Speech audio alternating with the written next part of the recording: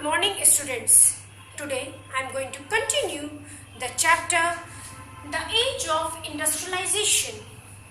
In previous video I explained you about the age of Indian textiles before the introduction of machines in industries. Silk and cotton goods from India dominated the international market in textiles.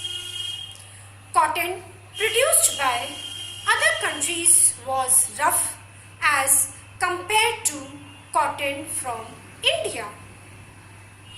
Cotton used to be exported in huge quantity from India to various places.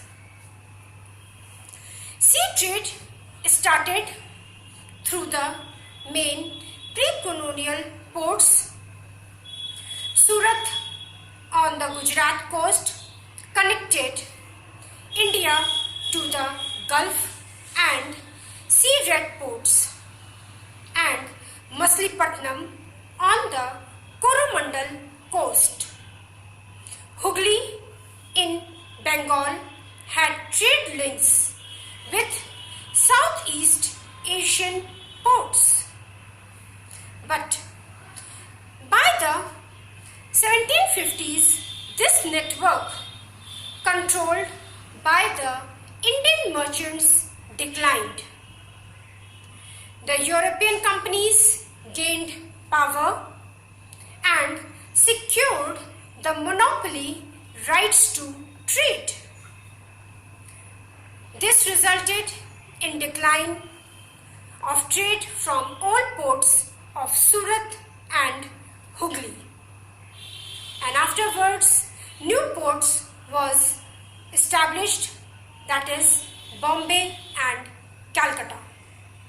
Now what happened to the weavers?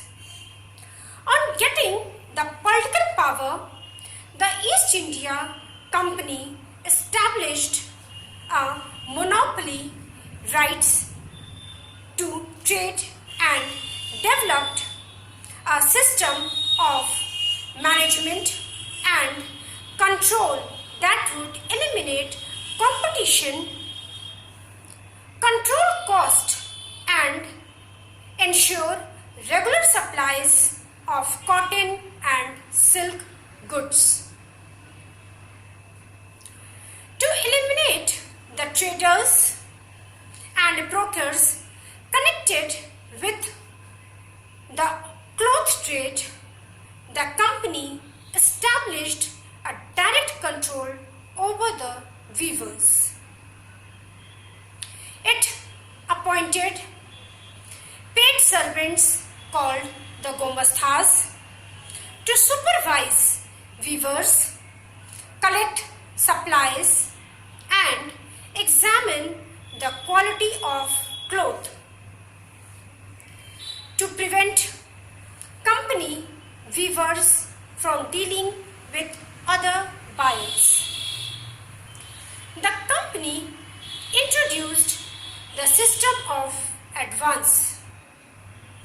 Once an order was placed, the weavers were given loans to purchase the raw material for their production. Those who took loan had no choice but to hand over the cloth to the Gomastha only. This prevented the weavers to go any other traders.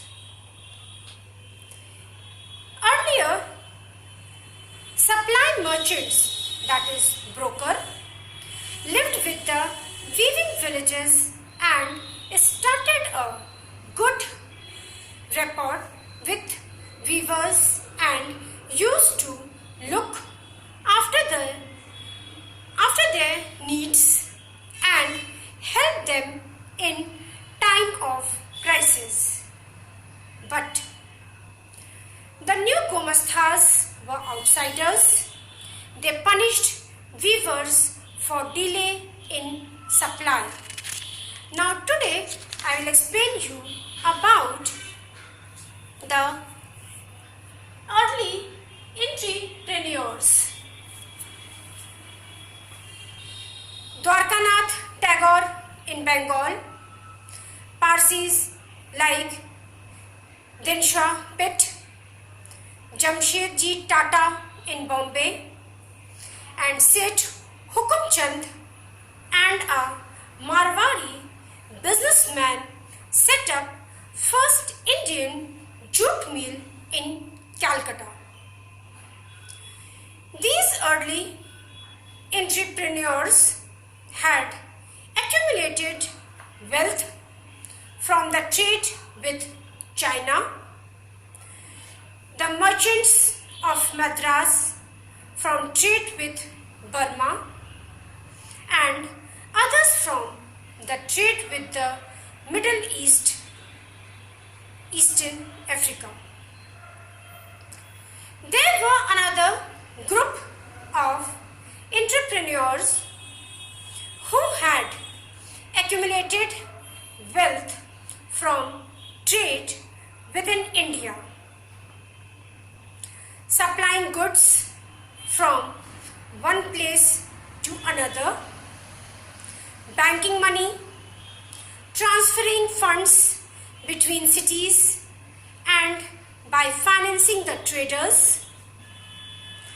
By the end of the First World War, a large sector of the Indian industries were under the control of the three biggest European managing agencies called Bird, Hillyer and Company, Andrew Yule and Jardine, Skinner and Company. But mostly the finance was done by the Indian people, whereas the investment and business decision was taken by the European agencies. And also the Indian businessmen were not allowed to join the Chamber of Commerce of the European merchants industrialists. Now, where did the workers come from? The demand for the workers increased due to the expansion of industries which were supplied from the districts around. Those peasants and artisans who did not get work in villages moved to these industrial centers.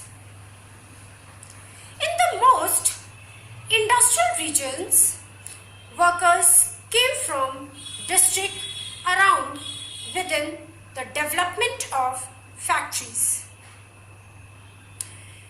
They were mostly peasants and artisans who failed to find any work in the village. Most workers in Bombay, cotton industries in 1911 came from neighboring district of Ratnagiri. Mills of Kanpur got workers from the district of Kanpur. Over time, workers travelled long distance for getting work in the mills.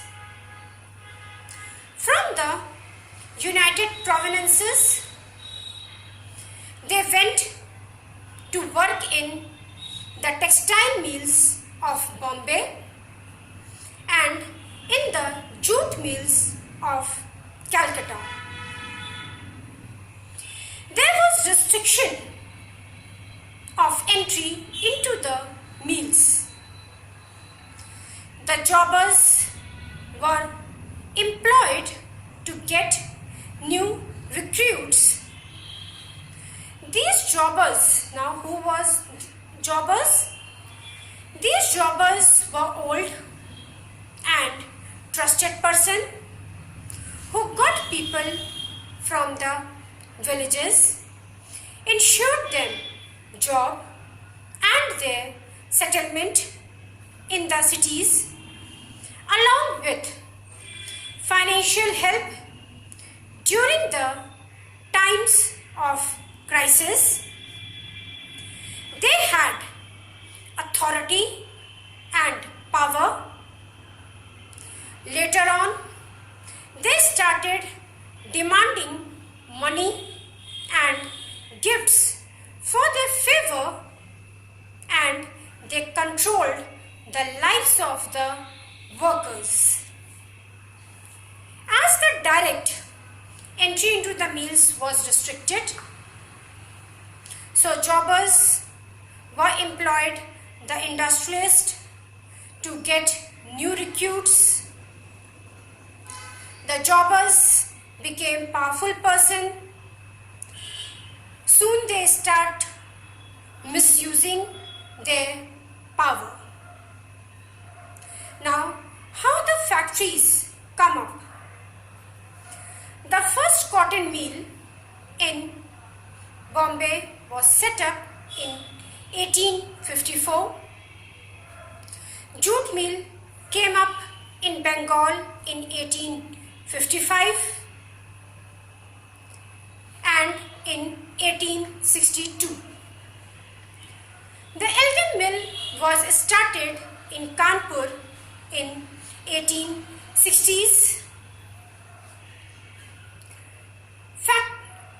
Factories, that is by spinning and weaving mill of Madras, began production in the year 1874. 1861, the first cotton mill was set up in Ahmedabad.